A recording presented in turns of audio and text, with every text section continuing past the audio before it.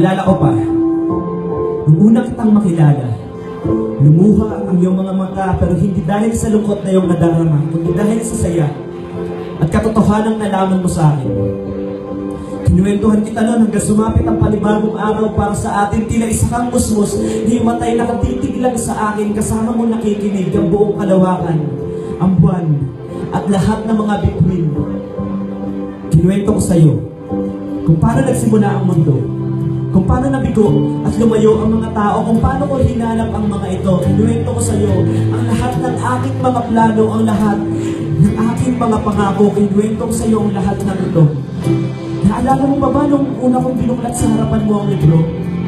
Namangha ka sa lahat ng narinig mo at puro pasasalamat.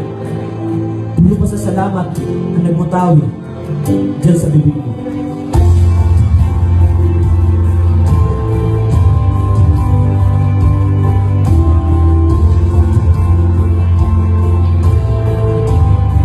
Alam mo, hanggang ngayon, kabisado ko pa rin ang mga kwento mo sa akin.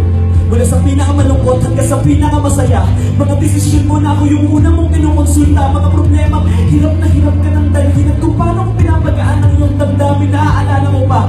Nung pangalan mo pa ang bukang bibig mo, nung ako pa ang sa akin pa umiikot ang mundo mo, nung ako pa ang lahat sa'yo at ikaw pa ang lahat sa akin, mahal.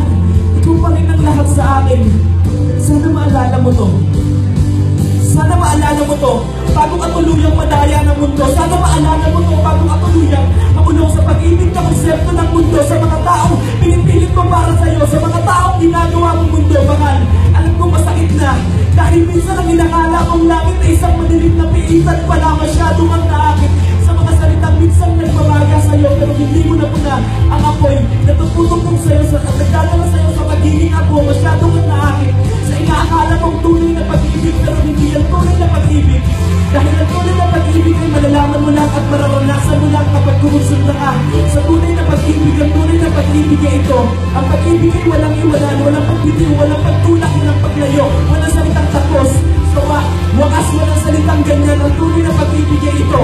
Ang pag-ibig na walang makapaghihiwalay sa inyo, maging panganin o katulungan, pag-uusik o kapigatilan, pagkagutom o kahirapan ng buhay o kamatayan ng mga amin o ang lahat ng mga pabulungan o ang lahat ng mga kapangyarihan, maging kasalukuyan o hinangarap, maging kataasan o ang kanaliman o alimang nilalang, ay walang makapaghihiwalay sa tunay na pag-ibig na makapangyarihan. Ang tunay na pag-ibig ay manulakan mo lang at mararanasan mo lang kapag kumonsulta ka sa tunay na pag-ibig. Ang tunay na pag-ibig ay ito. Ang pag-ibig na kayang ibigay sa sakripisyo sa sariling buhay para sa iyo.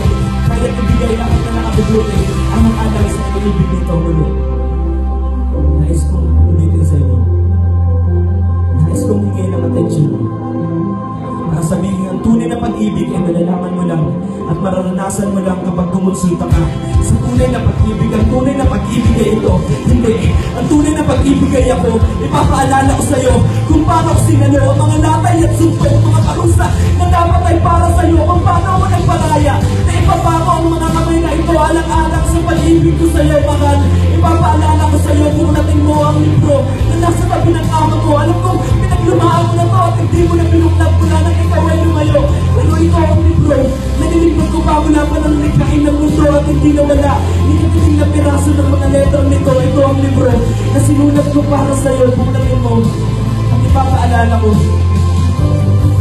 mahal, lumapit ka sa akin at naghihintay ako, nananabik sa pagbabalik.